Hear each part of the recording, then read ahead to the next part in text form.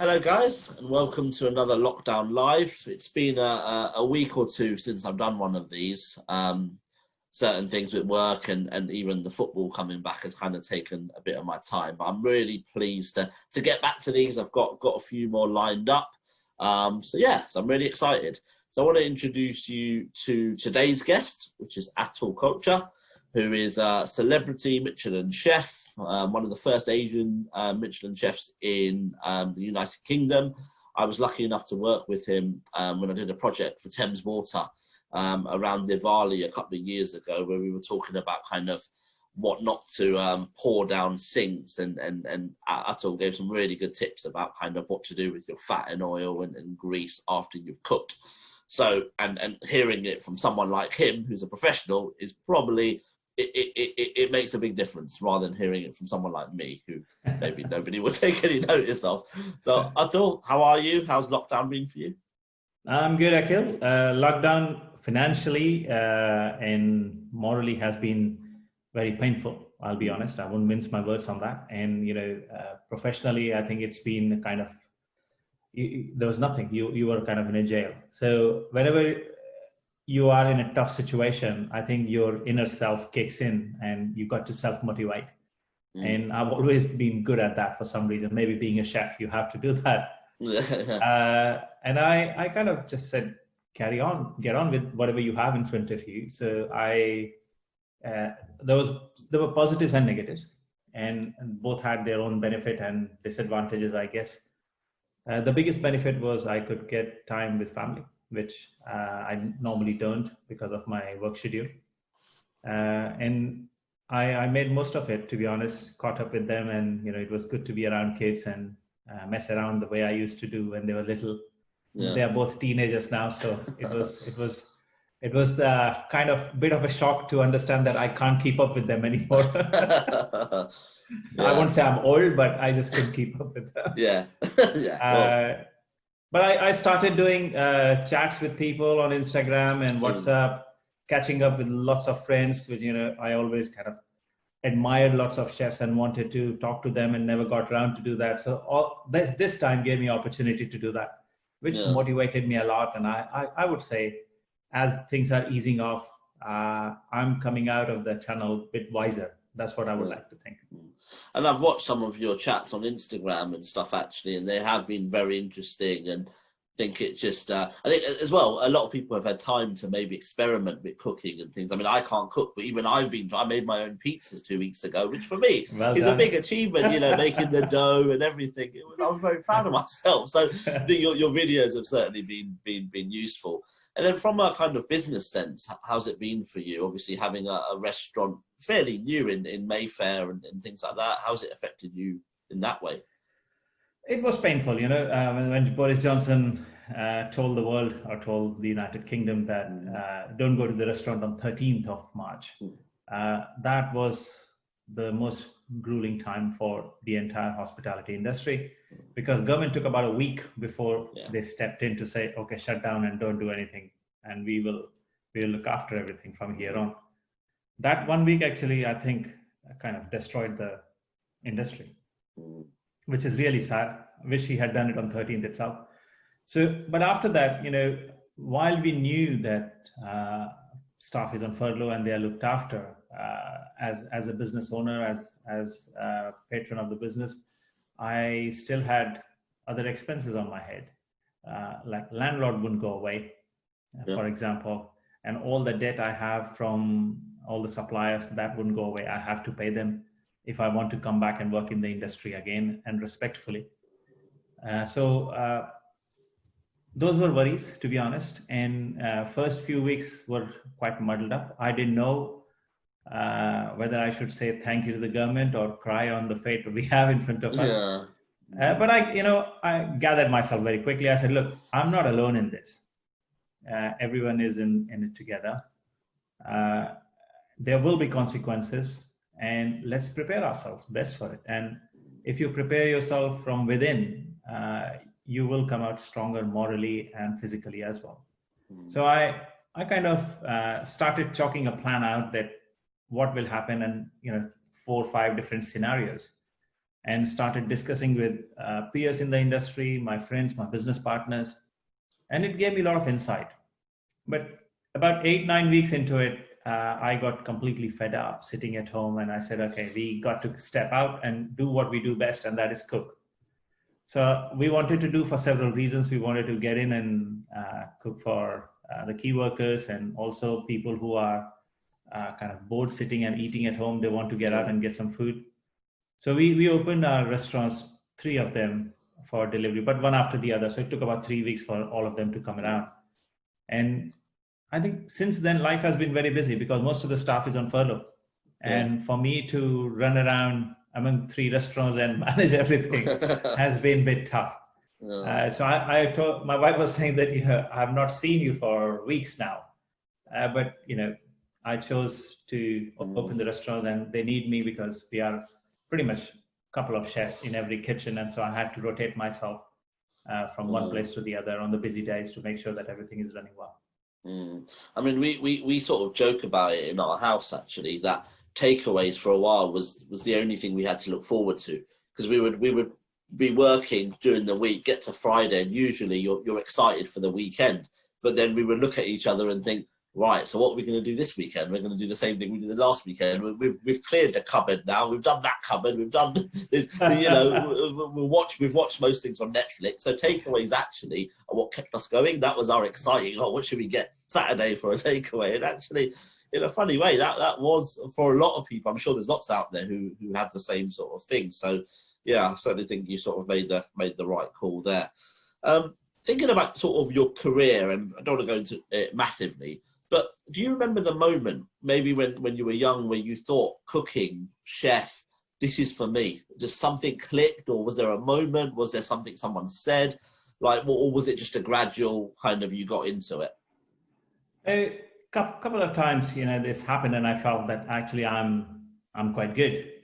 And one thing our parents taught us, that you're never going to compare yourself with anyone. If at all you have to do better in life, then you have to beat yourself what you were yesterday. You have to be better today, and then better than today, you have to be better tomorrow. So I had always followed that route. So at home, you don't realize it because you are surrounded by your own people, and you get more slagging than any appreciation, and especially when you have 4 older sisters. So fair enough. So I whatever I did, they said, yeah, you'll get there one day. That was the tone I got from my sisters. Did you even get a chance to talk with 4 older sisters? I mean, I can imagine. I honestly wanted to start my own Me Too movement that time. I can imagine. It was that tough. So, but when I went to college, and you were with your own mates, and you were cooking together, and without telling anyone or being a loudmouth, you compare that how you are doing compared to others. Yeah. And you feel it. You feel it, that if you have a difference from others' point of view. And I always felt that I saw food very differently than others. And I had kind of, call it inborn, but my grandfather was a baker. My father had a catering business, so perhaps it's in my genes. I had that kind of something that clicks with food. And that gave me confidence that, I should not deviate and should stay with the kitchen rather than contemplate to go to the front of the house or any other part of the hotel. And that became a huge motivation. And finally, that is something that makes me happy every day now. In fact, it's one of the sort of people I've looked up to is the former Arsenal manager, Arsene Wenger. And he always used to say what your parents said, that you want today to be better than yesterday. So you want to just improve slightly every day. It comes to a stage where maybe you can't improve any much longer, but that's right at the end of your career, not in the middle or the start. So absolutely. Actually, that's really good advice. What's pressure in your kind of role now? I mean, it's a funny word, pressure, but I mean, someone as successful as you and as good as you, I'm sure you still feel under pressure, but what sort of situations are pressure for you? Lots of them. So you waking up in the morning and getting kids ready for school and giving them breakfast is a pressure. Because I'm the designated breakfast cook at home, so it's a hell of a pressure in the morning. But as day goes by, I think there are pressure moments, and there is a release also on that. So I think you get used to it when you know that situation is coming and you control yourself. If you panic, you make the situation worse for yourself. That's what I've noticed. And I'll share this because I laugh at my own actions. Sometimes, I'm little late to wake up. I'm the first one to wake up in the house, but I'm little late to wake up 15, 20 minutes. And that's a lot of pressure because you only have an hour with your kids in the morning, and you have to feed them and pack their lunches and give them. And I realized that, I become very patchy because I get confused because I have not kept my time. So if you go organize and you plan it in advance and you know when your pressure moments are going to come, because you're planned and you're organized, you see them through more easily. So that peak doesn't come. It kind of comes, but not that high. Yeah. And I've kind of trained myself to see things which are going to come in recent future and handle them well. But there are times when you can do nothing and somebody else puts that on your plate and you have to deal with it. You just get on with it, deal with it. So one thing I've learned is never never lose your head. Stay cool, and you will deal with any kind of pressure more easily. Yeah, nice. In every industry, every career, every lifetime, everyone has highs, everyone has lows. Is there any particular highs that you could think about? And it doesn't have to be a big, when you opened a Mayfair restaurant, it can be even a small thing when someone said something really nice to you and it made a difference, anything at all. Is there anything you can kind of pick out? I have no shame in accepting that, the improving life economically was the biggest pleasure, to be honest. And that was, I'm talking about India. My family was very basic, and we had a lot of financial pressure. And when I started earning better and started doing well, to be able to give them all those worldly pleasure were the best thing that I've achieved in my life.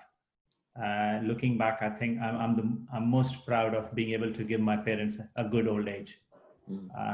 Rest everything comes and goes, but your parents don't happen twice in life. So I'm kind of personally feel very accomplished and very proud that I could give that to my parents. That's nice. And with highs obviously come lows. We all suffer from lows. Is there any particular lows that you can think of that were tough? And how did you kind of recover from it and respond to it? So it's nothing hidden. It's all there now. The lowest my life got was when I had the Twitter accident. We spoke about it when we met, actually. Yeah. That's right. That's right. Dubai. So, yeah, absolutely. So what I realized that I made a mistake of writing something which kind of went in a wrong way out of my hand, and I'm not that kind of person. It happened. And I got lots of PR and media advice on that, because advice was the cheapest thing you could get that time. And people said, you can just lie your way out of it. And I'm not that kind of person. I made a mistake. I'm strong enough to say I made a mistake and I'm sorry. And that's what I did. I paid a price for it. And sometimes I look back and I think it was an unproportionate response to a mistake. Yes, people were obnoxious to me in person, also on social media. And I felt it, that what happens when people are having mental illness and what depression means actually. But what got me out of it is being positive and my family. I think my kids were the biggest hook to me, to be honest. They were the ones who brought me out. And I just told myself, I said, look, this is just a bend, not the end. Just get on with it.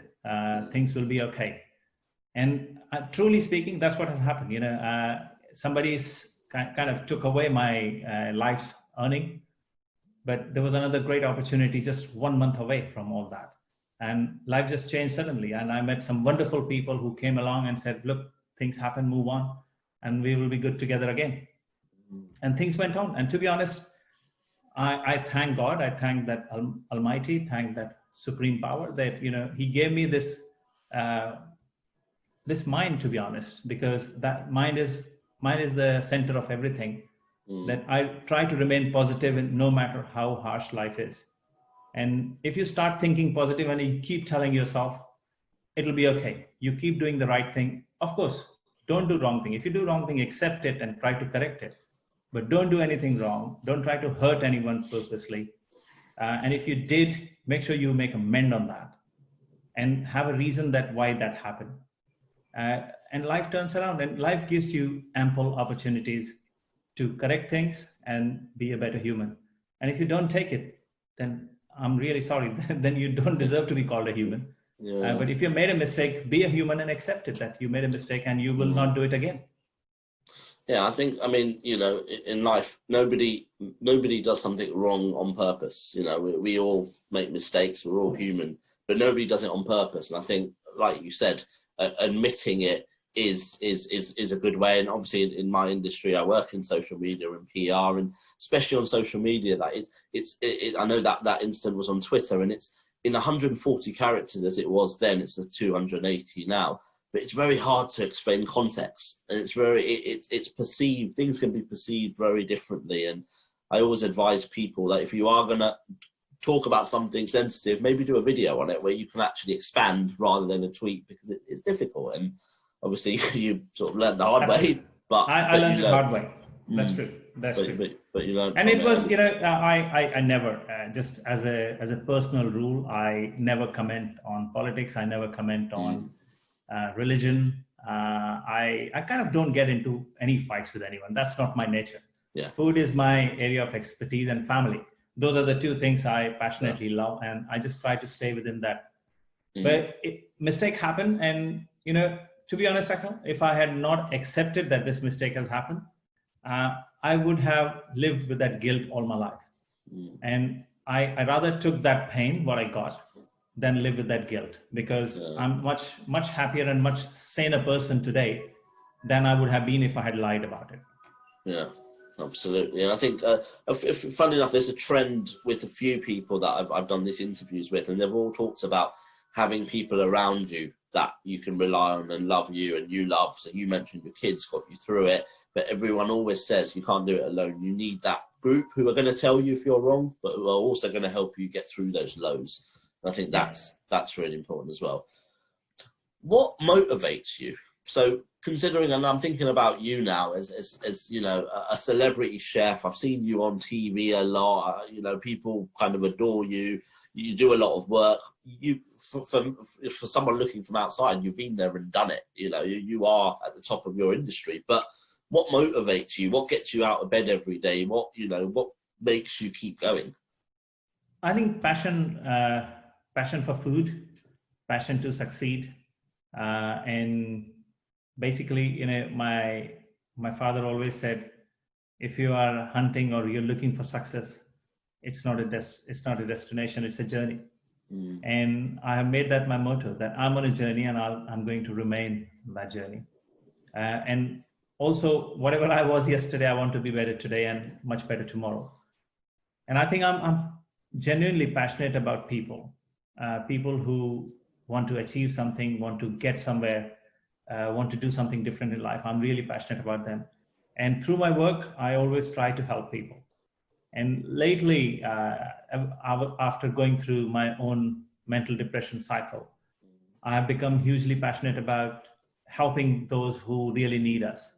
I never, to be honest, knew that a person could be going through such a tough time in his mind. He might be working next to you all 14, 16 hours. And, you know, everybody's busy and you don't get a chance to ask them, how are you doing, buddy? Everything okay? Because we all are sucked up into our work. So I made it a point after that I'm going to make sure that well-being of my fellow team members, I'm going to be very passionate about and look after them. And anybody ever in my life I could come across and meet them and could help them, I would do that. But welfare for my team workers has been my biggest thing, to be honest, ever since I've got back in the game again. And I don't want anybody to go through mental depression. That's the worst thing that can happen to anyone. And at the moment, it's so topical as well, with people in lockdown and potentially lonely as well. So I think there's lots of good resources out there for people. There's, you know, the Charity Mind do some really good stuff on and things like that. I think very, very basic thing that you can just put a hand on somebody's shoulder and say, "Are you all right, my brother? Are you okay, my bud?" And the whole thing will just get drained out of him, and he will that might be a release button, and he may just wanted to talk to somebody and tell what's happening to him, and that might be his release, and he'll just go back to being a normal person again.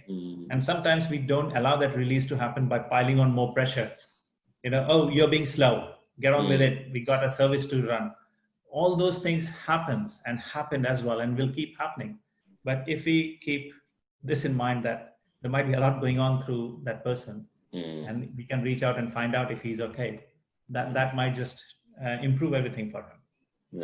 Yeah, that's definitely a good way of looking at it, actually. Performance drops, maybe look at potentially the person and why it might have dropped rather than blaming them, because helping them get through it will actually improve performance again. So yeah, definitely right. What tip, just final question or two now, but what tip would you give someone young who is into your industry, into cooking, and I'm talking maybe a teenager who enjoys it? What sort of tip would you give them to kind of improve and just, follow their passion and go into something like you've gone into and being a chef?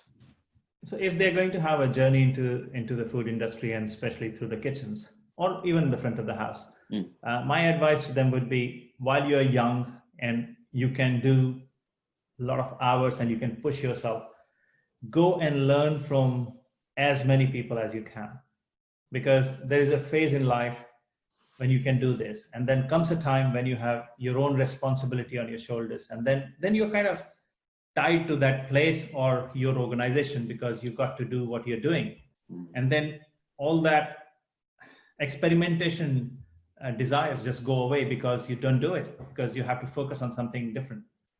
So learn as much as you can. Learning never stops. Okay, even at this age, and I'm 51 now, and I still learn every day. But that freedom is not there. If I wanted to just pack my bags today and go and work with a chef in Australia for a year, I just couldn't do it. I have my commitments and I need to be around here. But do it when you can do it, because that time will never come back. And what's the dream for you now? Do you have any dreams left to fulfill? Or, improving every day and stuff, yeah, but is there any kind of dreams you have? Like, it could be, and so I asked this to Nina Vardia a few weeks ago in her interview, and her dream was she wants to be in a police drama with a gun. It was just something she's never done. She just wants to do it. It could be it could be silly, it could be serious, it could be anything you want. But just, what's the dream for you now?